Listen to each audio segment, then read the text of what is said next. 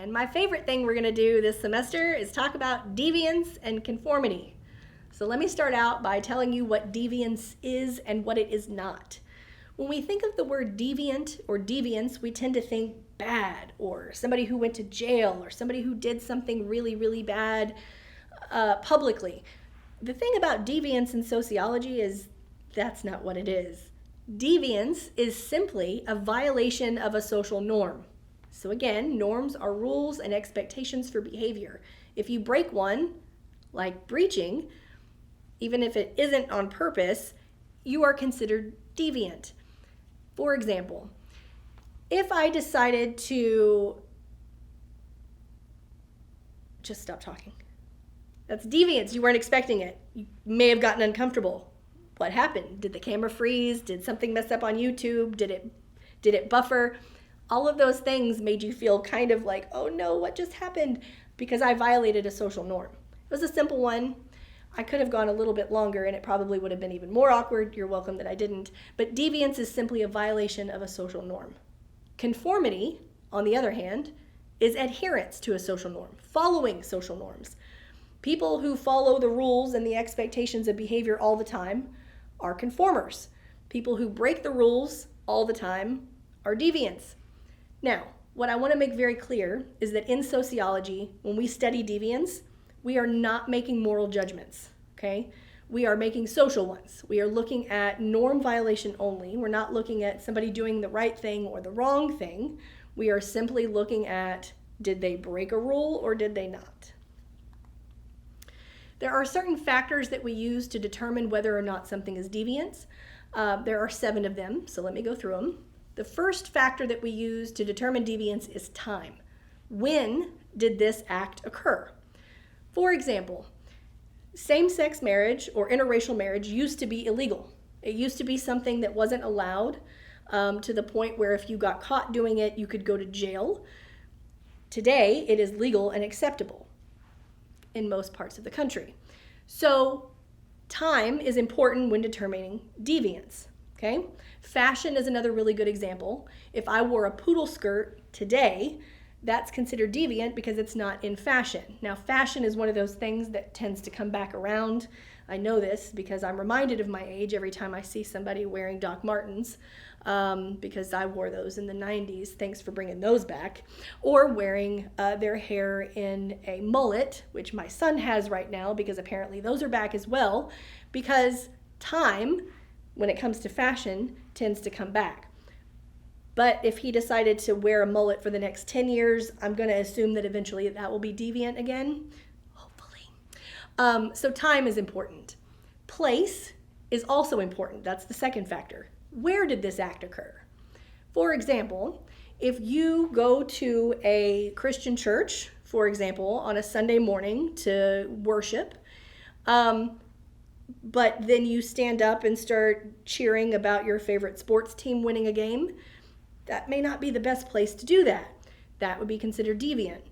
But if you are at the sports game cheering for your favorite team, that place is the place to do that, so not deviant. So place matters. The next one is situation. Similar to place, but we're taking into account what else is going on around you. So if I take you back to that previous example of going to a Christian church, if we're there on a Sunday morning for traditional worship services, and we're celebrating in however you celebrate at your church if you go, then the situation is important because let's say that you're in that same church for a funeral and you're clapping and having a good time, and well, maybe that's not a great example because some funerals that's okay to do. But that proves my point, actually, because situation is always important. We have to know what else is going on around you before you act a certain way. Another example is knowing your audience, if you will. Making jokes about certain things in certain situations. Sometimes it's okay, sometimes it's not.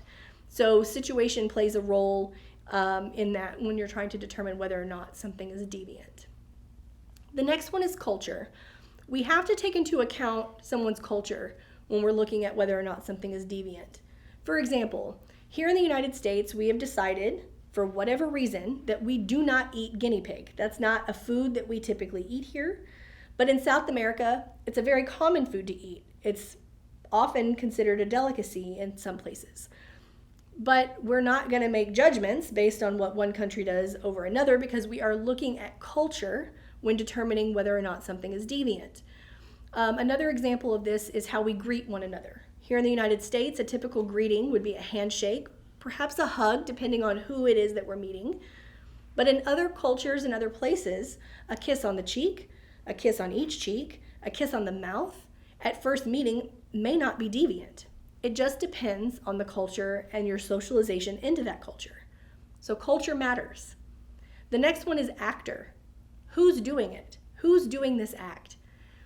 My favorite example of this is when we're looking at court cases. Who committed the act, who committed the crime, is important when it comes to the justice system, okay? So what we find, data will show this, is that women tend to get shorter sentences for the same crime as men. We don't really know why. We have some theories that we can go back and forth with. But what the data shows is that when a woman commits a crime and a man commits the exact same crime, women tend to get shorter, more lenient sentences, especially if that woman is a mother. So actor matters when it comes to deviance in that particular situation. Also, another example that works with this is the age of the person, okay? I'm over 21. I'm not going to tell you my exact age. Don't get me started here. So I'm over 21. I can drink alcohol. That's something that I'm allowed to do legally. But my son, who's 19, can't, okay? So the actor matters when it comes to drinking in the United States. Now, he can serve alcohol as a bartender or a server, but he can't consume it. So actor matters. The next one is audience. Audience matters. Who's watching? Who's around? A really good example of this, and hopefully you understand this reference, is O.J. Simpson. So O.J. Simpson was a football player who allegedly murdered his ex-wife and her friend. He was tried in a criminal court, and that jury, that audience, found him to be not guilty based on the evidence presented. But his ex-wife, her family sued him for wrongful death in a civil case, and that particular jury found him to be responsible. So two different audiences came to two different conclusions based on evidence that was presented. So the audience matters. Who's around, who's watching, can help to determine whether or not something is deviant. And lastly, and this one's obviously kind of complicated, is the media. The media helps to determine deviance in that the media tells us what's deviant. The media tells us what's within the norm, new norms, helps to socialize us, but also the media gets to decide how deviant something is. Also, if you do something in public and it gets put on social media, that could be considered to be more deviant if you're going to look for a job or an interview and your boss finds a video of you doing something in public that you shouldn't have been doing. So the media, it's a complicated factor, it's multifaceted, but it does help to determine deviance. Okay, Merton's strain theory. So when we are trying to explain deviance, why people are deviant, this is a good theory that could help. So Robert Merton came up with this theory that is based on this idea that society prescribes to us a goal. There is a socially appropriate goal that we are supposed to be working towards as an individual. But Merton also discovered that there are culturally approved means to get to that goal prescribed by society. So society says you should want this, and this is the way you should get there. And there's usually only one way that is appropriate or accepted. But the problem is giving all of society a singular goal but not equal ability to achieve said goal can create deviance. Let me give you some examples. Let's say that the goal is to be successful, to have a good job, to have a good family. We know that society is okay with us wanting those things, but also we're supposed to go to college. We're supposed to get married before we have children. We're supposed to pick a job that's going to provide for our family. Those are the ways we're supposed to get there. but not everybody has the same ability to do those things. So Robert Merton came up with 5 adaptations for people who may or may not want that goal or can't get to that goal the correct way. The first adaptation is a conformist. This is a rule follower. This is somebody who says, I like that goal and I'm going to work hard the way that society tells me to work hard to get to that goal. That's the first adaptation. The second one is a ritualist. A ritualist tends to get caught up in the how to get there and kind of loses track of the actual goal. So this could be somebody who gets stuck in a job where there's no promotions. Maybe they get stuck working really hard trying to get to that goal, but they find themselves unable to go up any higher. If you've ever watched The Office, Jim in the first few seasons is a really good example of a ritualist. He kind of just goes along to get along. He's not actively trying to move up in the company. That's not his goal. If you've never seen that show, look up a clip of Jim Halpert in The Office, the first few seasons. You'll see what I mean. He doesn't really care about his job. He's just kind of doing what he needs to do. The next one is an innovator. An innovator is somebody who wants the goal, who is interested in success and family and money, but may or may not be able to use the means appropriate to get there. Example. If you have been convicted of a certain type of felony, you can't get loans to go to school, which means you may not be able to go to school. Also, certain grants are withheld from people who have certain types of felonies. So you aren't able to use those culturally approved means to get to that goal by going to school.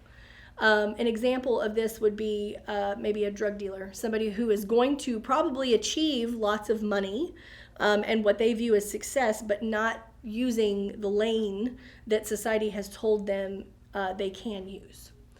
The next one is a retreatist. This is someone who does not care about the goal and doesn't care about the means. This is somebody who is okay with how things are going. Maybe it's somebody who has inherited some money and doesn't have to work.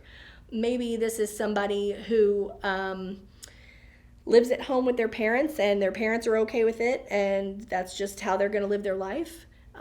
We, using Merton's theory, would consider that person to be a retreatist. The last one is a rebel. This is somebody who is like, okay, cool. You go for your goal and you use the means to get there if you want to, but I don't really care what society says and I'm going to come up with my own. So an example of this would be the American Revolution. Any revolutionary who fought in the American Revolution would be a rebel. They knew what the goals were according to England. They knew the way to get there according to their government and their society, and they said, not for me. We're going to do this our own way, and we're going to overthrow and we're going to create a new way. So they would be considered rebels. Okay, the next way that we try to explain deviance is through labeling. Labeling theory views deviance and conformity as labels assigned to certain people and certain acts. So, for example, if you have ever stolen something and gotten caught, the people who caught you might think of you as a thief. That might be a label that you wear, okay?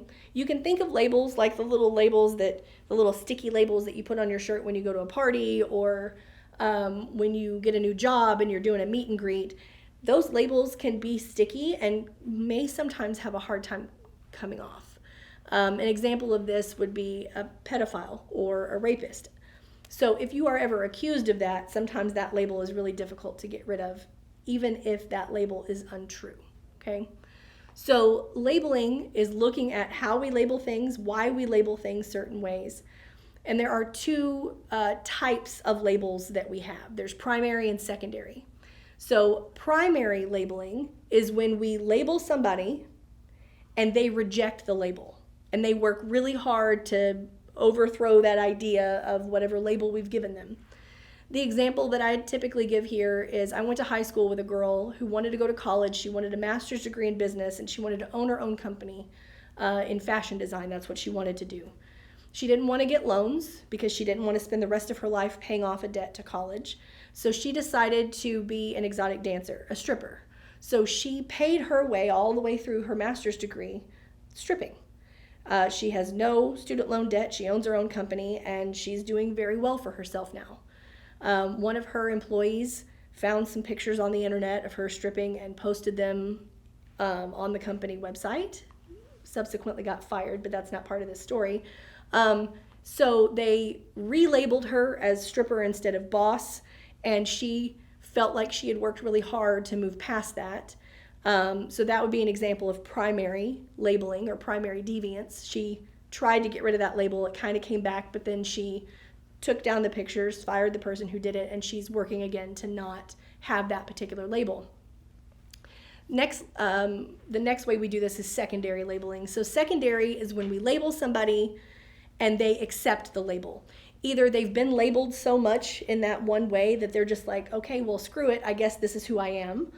Or they just already were okay with that label and lean into it that way as well. Or they work really hard to have a particular label. There are people that do that. So primary is when we label and they reject. Secondary is when we label and they accept. The next way that we try to explain deviance is through social learning. So social learning theory contends that all behavior, including deviance and conformity, is learned through social interaction. We aren't born knowing how to be deviant. We aren't born knowing how to conform. Those words mean nothing to us and might mean nothing to us until this class. I don't know. But we have to learn to do these things. We have to learn the norms, and then we have to learn to follow or break them. There are two ways that we do this: differential association and differential reinforcement.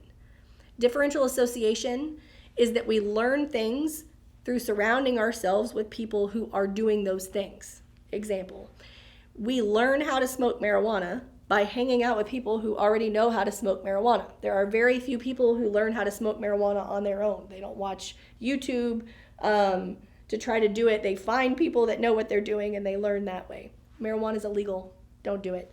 Differential reinforcement is that we learn to be deviant or to conform by the reinforcement that we receive when we are deviant. For example, when we do something that breaks a rule in our home, our family, our parents, whoever raised us, will correct that behavior.